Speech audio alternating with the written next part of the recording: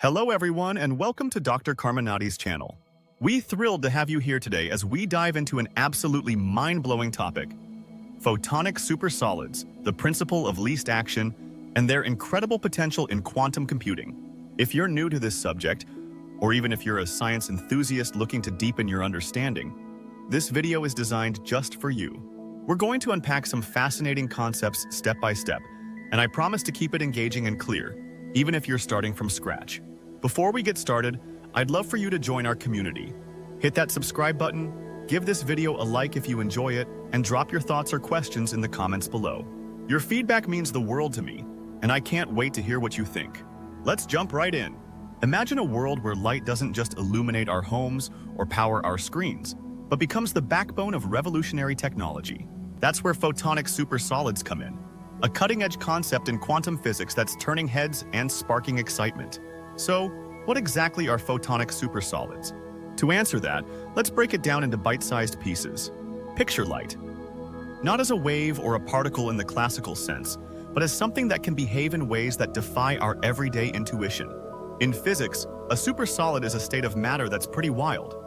It's got the rigid, organized structure of a solid, like a crystal, but it also flows without any friction, like a superfluid. Think of it as a magical dance where particles lock into a pattern yet glide effortlessly as if gravity and resistance don't exist. Now, traditionally, supersolids were made using ultra-cold atoms, chilled to temperatures so low they're almost at absolute zero, hundreds of degrees below freezing. That's tough to achieve and even more challenging to work with. But here's where the photonic twist comes in. Scientists have recently discovered a method for creating supersolids using light, specifically photons, the tiny packets of energy that comprise light. This is a game changer because photons are everywhere, easy to manipulate, and don't need those extreme cold conditions. How do they do it? They use a material like gallium arsenide, a semiconductor you might find in electronics, and carve tiny ridges or patterns into it. When a laser shines on this setup, the photons interact with the material to form something called polaritons. These polaritons are like a hybrid of light and matter, and under the right conditions, they organize into a lattice, a crystal-like structure, while still flowing freely like a liquid with no viscosity. That's a photonic supersolid, a state where light itself mimics this bizarre, dual-nature behavior. Why does this matter? Well, it's not just a cool lab trick, it's a window into the quantum world, where the rules are strange and the possibilities are endless. Photonic supersolids let us study quantum phenomena in a new way, and they're opening doors to technologies we've only dreamed of. That brings us to our next big question. How does something called the principle of least action tie into all this, especially with quantum computing and photonic supersolids? Don't worry if that sounds intimidating. I'll walk you through it. The principle of least action is one of those elegant ideas in physics that sounds complex but is actually pretty intuitive once you get it. Imagine you're tossing a ball across a field. The path it takes isn't random. It follows a curve that uses the least amount of energy and time to get from point A to point B. That's the gist of the principle. Nature always chooses the most efficient path for things to happen, whether it's a ball flying through the air or light bending through a lens. In math terms, it's about minimizing something called the action, which is a measure of combined energy and time. This idea has been around since the 1700s, thanks to thinkers such as Pierre-Louis Maupertuis, but it remains a cornerstone of modern physics. So, how does this connect to quantum computing and photonic supersolids? Let's zoom into the quantum level. In quantum mechanics, particles such as electrons or photons don't follow a single path. They exist in a fuzzy cloud of possibilities, described by a concept known as a wave function. This wave function maps out all the paths a particle might take, and the principle of least action helps us determine which path is most likely. It's like nature's GPS, guiding quantum systems to their most efficient outcomes. In quantum computing, we use this principle to design algorithms and systems that process information using these quantum rules. Instead of bits that are just zeros or ones, quantum computers use qubits that can be 0, 1, or both at once, thanks to a property called superposition. The principle of least action helps us optimize how these qubits interact, ensuring they take the shortest path through their calculations, minimizing errors and maximizing speed. Now, let's tie in photonic supersolids. When polaritons form a supersolid, they're not just sitting there, they're moving in this frictionless, ordered dance. The principle of least action governs how these polaritons settle into their lattice and flow without resistance. It's the reason they can maintain their quantum coherence, the delicate state where they act as a unified whole, not a jumbled mess. In a photonic supersolid, the principle ensures that the system achieves its lowest energy, most stable configuration, which is crucial for its application in technology. For quantum computing, this stability and efficiency are gold. Photonic supersolids could become a platform where qubits are encoded in light, guided by the same principle that keeps nature humming along smoothly. That leads us to our final question. How might photonic supersolids improve quantum hardware? This is where the rubber meets the road, and the possibilities are thrilling. Quantum hardware today, such as the machines built by companies like IBM or Google, relies on technologies like superconducting circuits or trapped ions. These systems work, but they have challenges.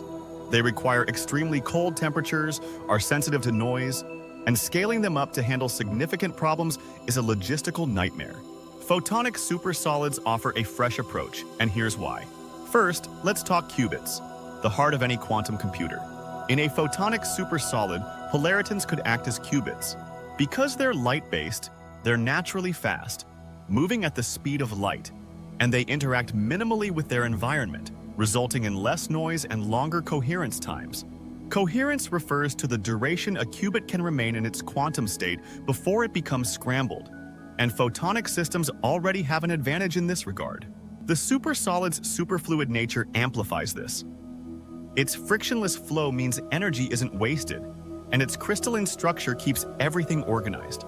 Imagine qubits that stay stable and zip through calculations without tripping over themselves. That's the dream photonic supersolids could help achieve. Next, there's efficiency.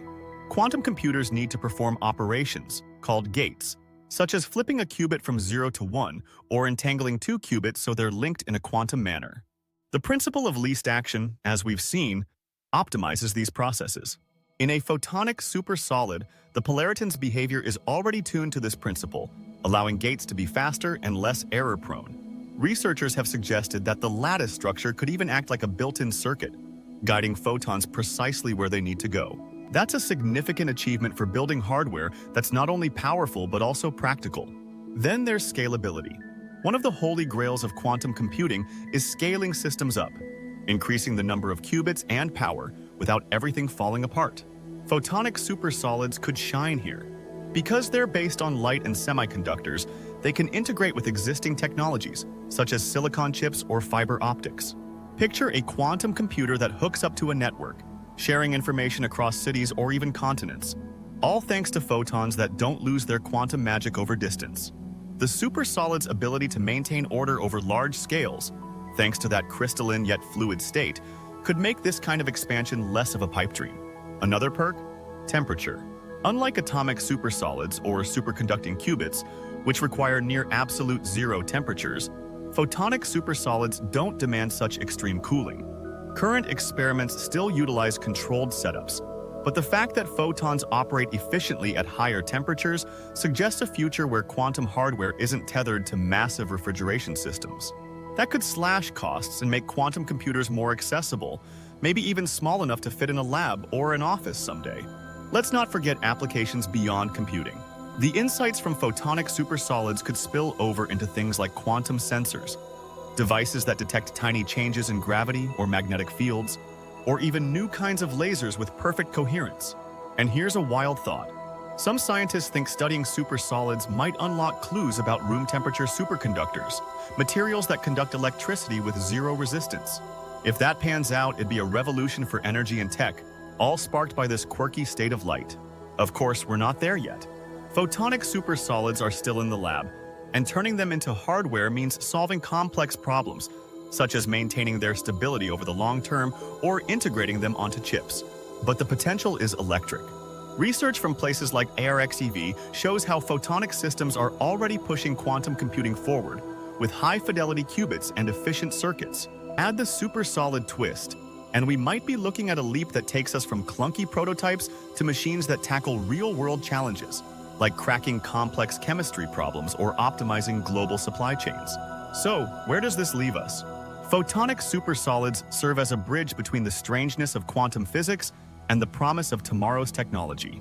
Their light turned into a tool, guided by nature's efficiency rulebook, and poised to reshape quantum hardware. Whether you're a newbie or a seasoned expert, I hope you're as excited as I am about what's to come.